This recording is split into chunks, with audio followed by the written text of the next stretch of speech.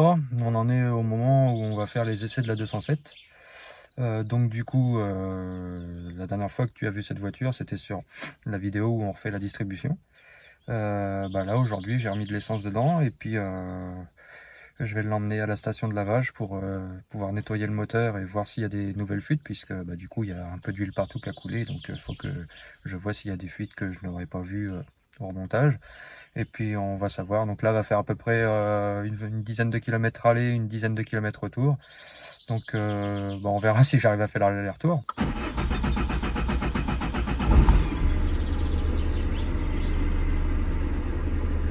Bon on est parti, on va faire le premier essai routier.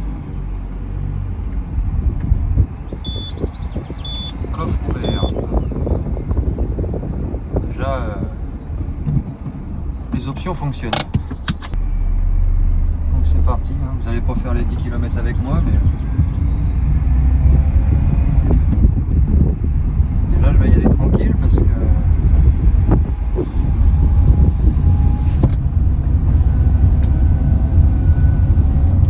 ça fait quand même un an qu'elle est en rideau et qu'elle n'a pas roulé, donc tout ce qui est freinage, train roulant, ça fait un an que c'est sur place, hein, que ça bouge pas.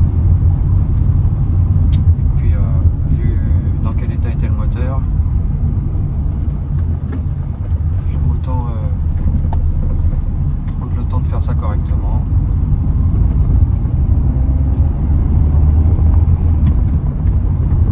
Pour l'instant pas de bruit suspect, ça a l'air de tourner relativement bien. Au niveau du démarrage, je sais pas si tu as remarqué, elle est un peu longue à démarrer. Je pense qu'il faut affiner le réglage entre les arbres à câble. Il doit y avoir quelque chose à faire pour affiner le réglage du moteur, je pense. Après, dans l'immédiat,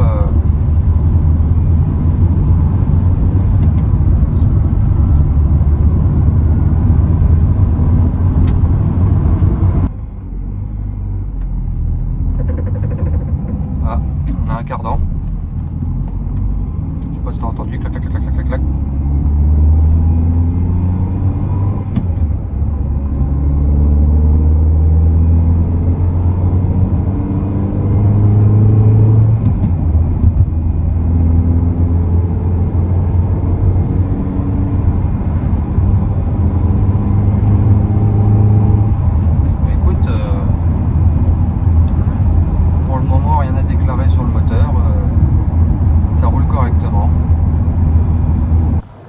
Bon alors,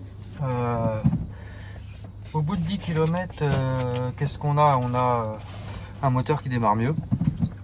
Et puis là, on va tester un peu les performances pour voir si... Mais tu vois déjà, il démarre nickel. Donc c'était peut-être le temps que ça se fasse. Donc on va partir en essai routier maintenant. Et là, on va faire un essai un peu plus... punchy pour voir si le moteur a de la sauce quand même. Bon alors c'est parti.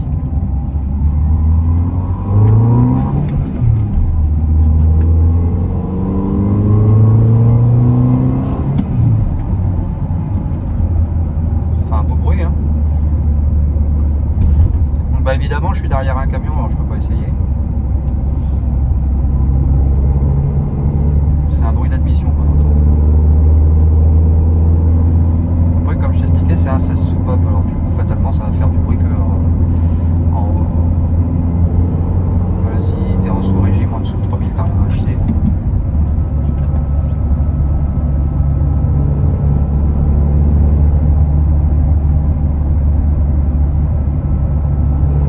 Peu à peine pas, hein, franchement.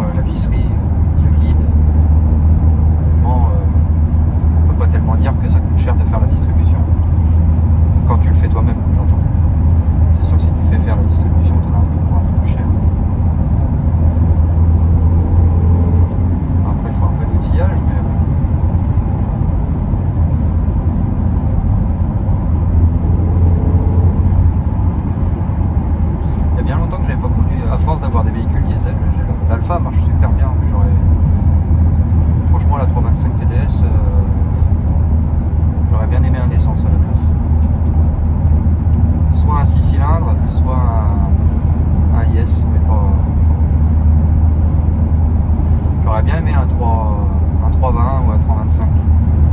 Pas l'idéal, j'aurais bien aimé un 325 iX. Moi je préfère j'aime bien la E36, je la trouve jolie, je la trouve belle celle-là, elle est chouette. Mais honnêtement, j'ai eu la 324 TD, je préfère la E30. La gueule, ça n'a rien à voir, la E30 est beaucoup plus jolie. Je vais pas taper un gros démarrage en première parce que la première est courte et j'ai dit que j'allais essayer de le solliciter un peu, j'ai pas dit que j'allais lui mettre la race. Donc deuxième, pied dedans, à voir ce que ça dit.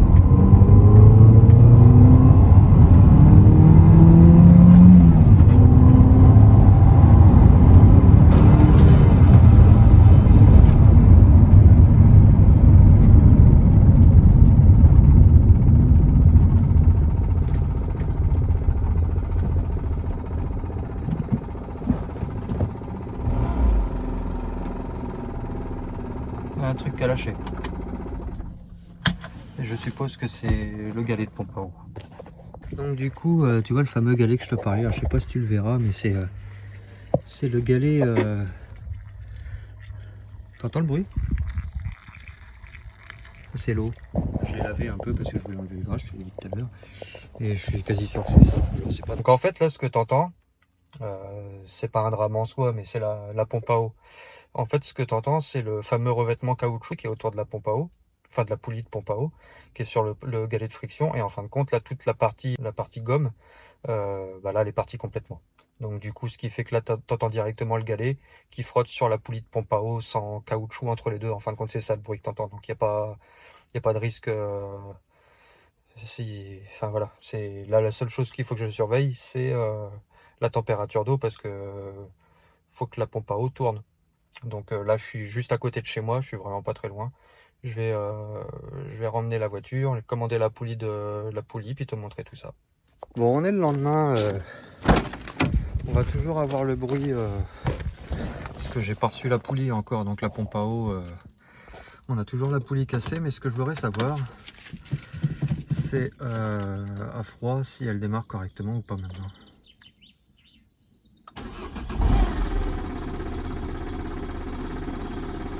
Donc, sans surprise, on a toujours le bruit. Par contre, au niveau du démarrage, voilà, même le départ à froid qui se met. Alors, honnêtement, ça tourne beaucoup mieux. J'ai commandé la poulie de pompe à eau à remplacer, puisque du coup, c'est ça qui... tout le revêtement s'est barré. Pas vu à la dépose, mais tu vois, ça c'est complètement... tout le caoutchouc de la poulie s'est complètement arraché. Du coup, tu vois, l'avoir passé au Karcher, ça me permet d'avoir éliminé toute l'huile. Forcément, là, il avait cassé, donc tu as de l'huile qui a giclé partout déjà. Et puis, tu avais une fuite quelque part par là. Ça a été réparé, jusqu'à quand j'ai démonté, j'ai vu de la pâte à joint. Même là, tu vois, regarde. Si on regarde bien, il y a eu de la pâte à joint de mise sur la sonde. Même là. Donc du coup, voilà, c'est beaucoup plus propre. Et donc le bruit que tu entends, c'est la poulie qui se désagrège. Je sais pas pourquoi, il y a dû y avoir quelque chose qui est passé là-dedans. Mon frère m'avait dit qu'il avait entendu un bruit de ferraille pendant un moment. Est-ce que c'était la distribution qui commençait à faire du bruit? Est-ce que c'était ça? C'était peut-être un mélange des deux. Bon, en tout cas, j'ai eu une belle frayeur quand je l'ai mis en route parce que je l'ai entendu. Moi, si tu veux te repasser, je vais te le remettre. Tiens, écoute. Ouais, c'est le petit bruit. Au début, je cherchais ce que c'était et non, en fait, c'était ça. Il le faisait pas, il le faisait pas. Donc, je pense qu'il a dû finir par s'enlever quand j'ai tapé un bon coup dedans, parce que du coup, la rotation était beaucoup plus rapide et c'est ça qui ne l'a pas arrangé du tout. Tu ouvres les capots et tu vois, oh, il y a de la vie. Il y a de la vie. Il peut rien avoir de propre en fait. Bon, j'ai reçu ma poulie. J'espère que c'est la bonne.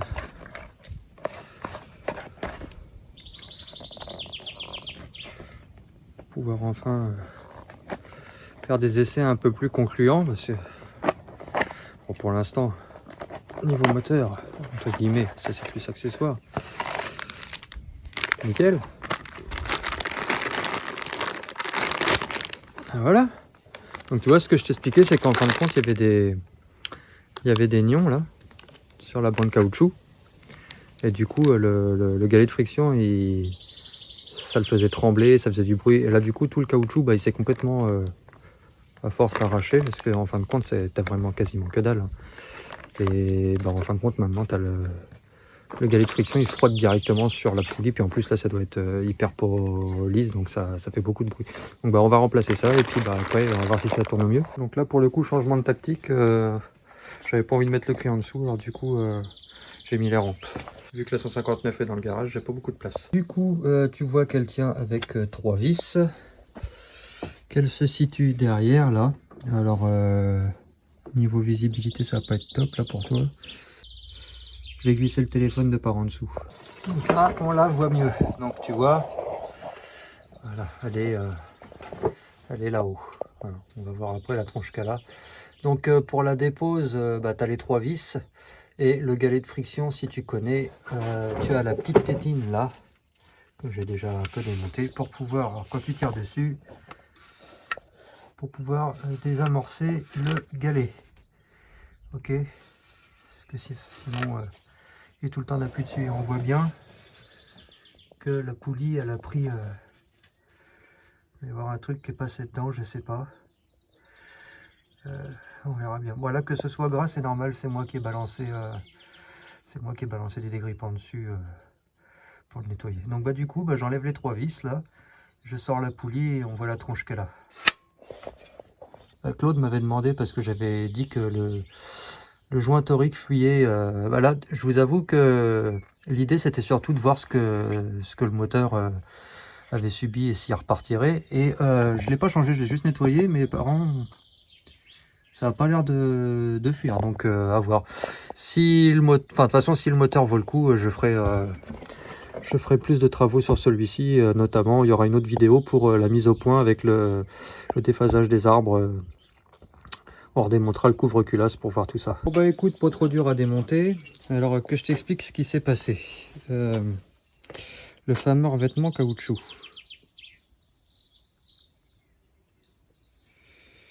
Voilà. Alors je sais pas pourquoi.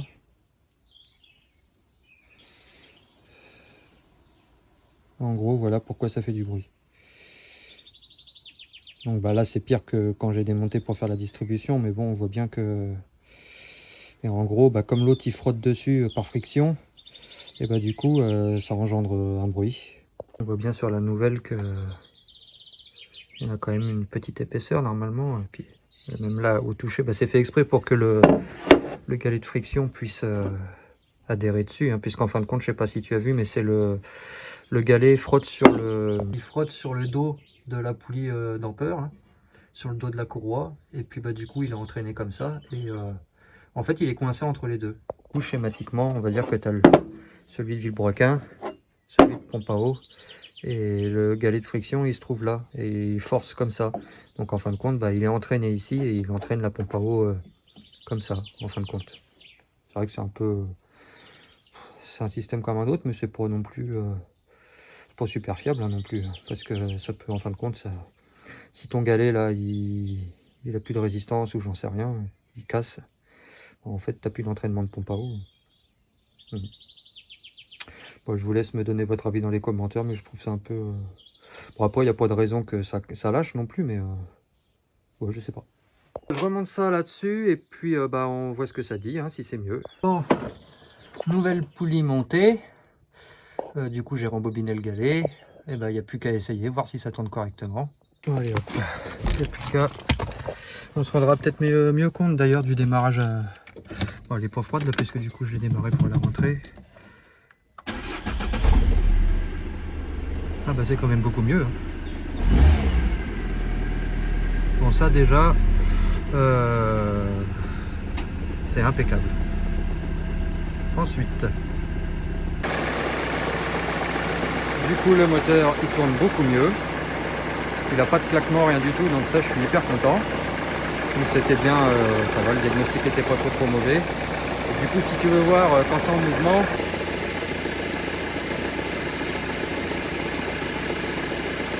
maintenant je vais te faire voir les quelques découvertes que j'ai fait sur ce moteur là. Je vois pratiquement pas hein, que quand même. Bon alors déjà quand j'ai remonté les arbres, bon ça n'a pas d'incidence sur le fonctionnement du moteur, par contre ça en a un sur la mise au point. logiquement, les deux poulies, quand tu les remets, tu dois avoir, tu as un repère sur la poulie, à l'intérieur et à l'extérieur, et normalement tu l'alignes d'une manière précise par rapport au moteur. Donc vu que c'est une poulie folle, elle est juste pas alignée correctement, mais ça gêne rien le fonctionnement. Mais pour la mise au point, ça sera dans la prochaine vidéo, je vous montrerai l'importance que ça a. Ensuite, je vous avais dit quand j'ai démonté que le poussoir ne ressemblait pas à l'ancien. Alors en effet, il y a une différence. Du coup, le truc que je trouvais bizarre, c'est que l'autre avait un trou sur le dessus. Alors en fait, il faut savoir que ça, c'est le tendeur qui a été fait sortie usine du moteur.